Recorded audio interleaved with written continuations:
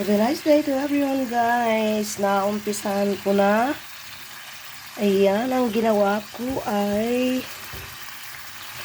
igisa konti ng bawang. Tapos yung karne ng baboy. At saka ang sibuyas. Ayan ang sibuyas. Nilagyan ko rin ng parang Knorr cubes pero powder. At saka black pepper. Pachamba-chamba, guys. Please lang, don't skip ads, guys.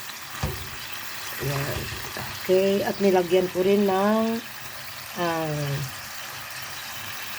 tomato sauce para may kulay-kulay din.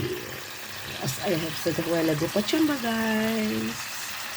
Yan, nilagyan ko ng konting tupig para naman hindi masyadong magisa ang karne ng baboy. Okay.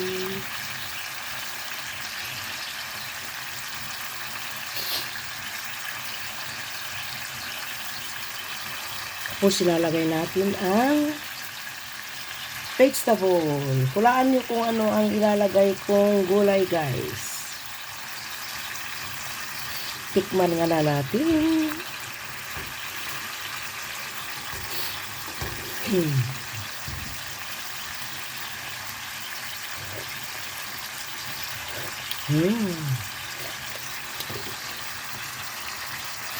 Ngayon ay ilalagay na natin ang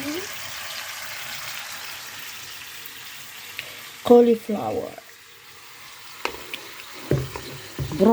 Cauliflower. Excuse me.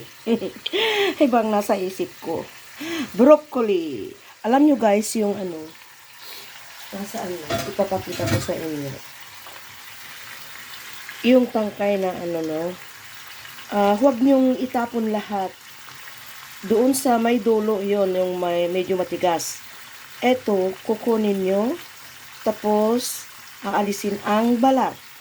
At ito ang labas. Ayan. Dahil malambot ito, guys, tender. Ayan. Kaya ang iuunahin natin dahil ito ay medyo mas matigas kesa yung flour niya, yung broccoli. Kaya ilalagay natin muna yung medyo matigas. Sorry. Ayan.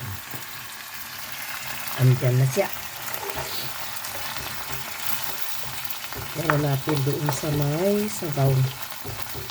Tapos, tatakpan natin. Dahil ang broccoli, guys, ay lang, kunti lang ang luto. Dapat ay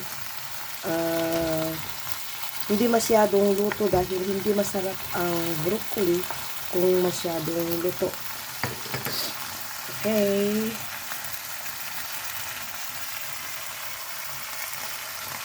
And let's cover for about 2 minutes.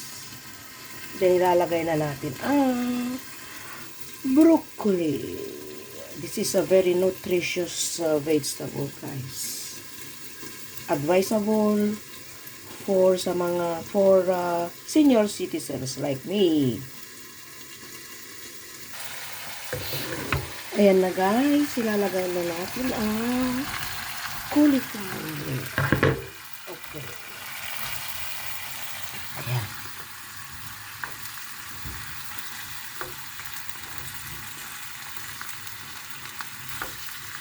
Lagyan natin ng konting tubig.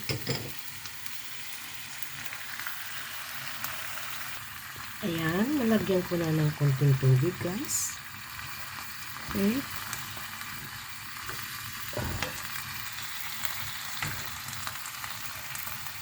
And then, let's cover again para mas madaling maluto. Para hindi mag-evaporate yung Okay. Medyo lakasan natin ng konti na flame.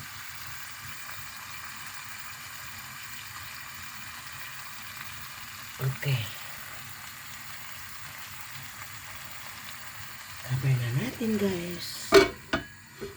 Then, balikan natin after siguro mga 5 minutes. Okay, ayan na, guys. Malapit na. Tapos, dagdagan natin ng shrimps. Ito ay guys, na boiled na.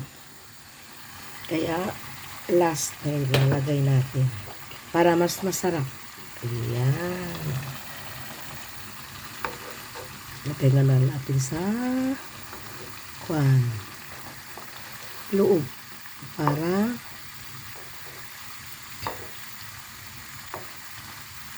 mailuto din ng konti sa sauce niya.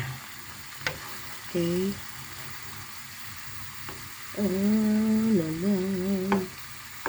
Okay. Malapit na.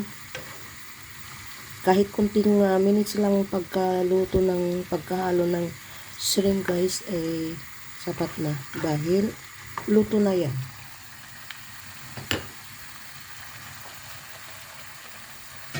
Cover na konti para mas madali.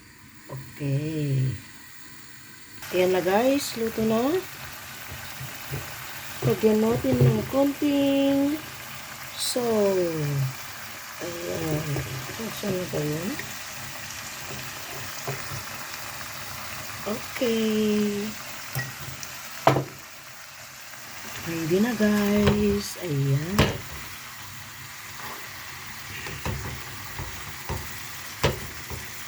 Luto na. Okay. Ayan, ready to serve na, guys. Okay. Ayan, ang sarap na. Huh. Tingnan nyo nga, guys, itong patsamba ko. Ayan, ang sarap yung hipon. Let's taste. Ayan. Sarap.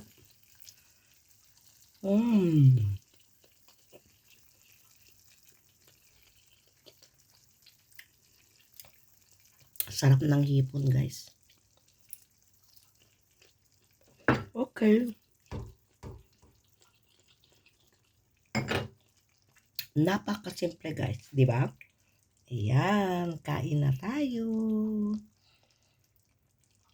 Thank you for watching. God bless us all. See you on my next videos, guys.